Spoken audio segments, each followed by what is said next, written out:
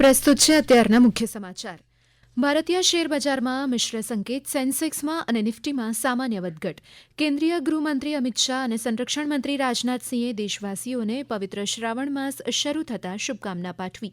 બિહારમાં બાંકીપુર, ગુજરાતના માંજલપુર અને મધ્યપ્રદેશના દતિયા આમ 3 વિધાનસભા બેઠક માટે પેટાચૂંટણીનું મતદાન ચાલી રહ્યું છે.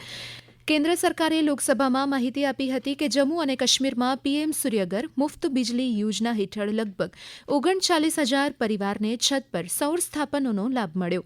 રશિયાની ફેડરલ સિક્યુરિટી સર્વિસે ટેલિગ્રામના સ્થાપક પાવેલ દુરોવ પર આતંકવાદી પ્રવૃત્તિઓને ટેકો આપવાનો આરોપ મૂક્યો છે અને આંતરરાષ્ટ્રીય વોન્ટેડ યાદીમાં મૂકવાની પ્રક્રિયા શરૂ કરી.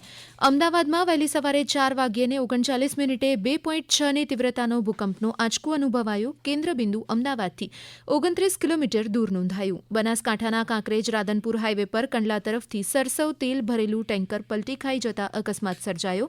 હાઈવે ઓથોરિટીએ ઘટના સ્થળે જઈ તેલ ટેન્કર હટાવવાની કામગીરી શરૂ કરી.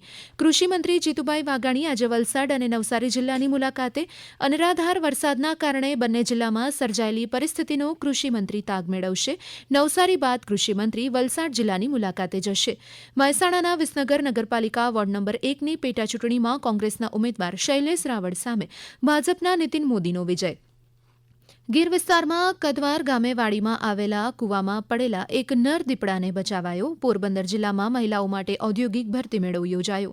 સુરત જિલ્લા ટાસ્ક ફોર્સ દ્વારા પીપલોદના રાત્રિ બજારમાંથી 3 બાળ મજૂરનું રેસ્ક્યુ કરાયું અને ભારતીય ક્રિકેટર અજિંક્ય રહાણે આંતરરાષ્ટ્રીય ક્રિકેટમાંથી નિવૃત્તિ જાહેર કરી. આ સાથે જ અત્યારના મુખ્ય સમાચાર પૂરા થયા. હવે પછી આપ બપોરે 12 વાગ્યે મુખ્ય સમાચાર સાંભળી શકશો.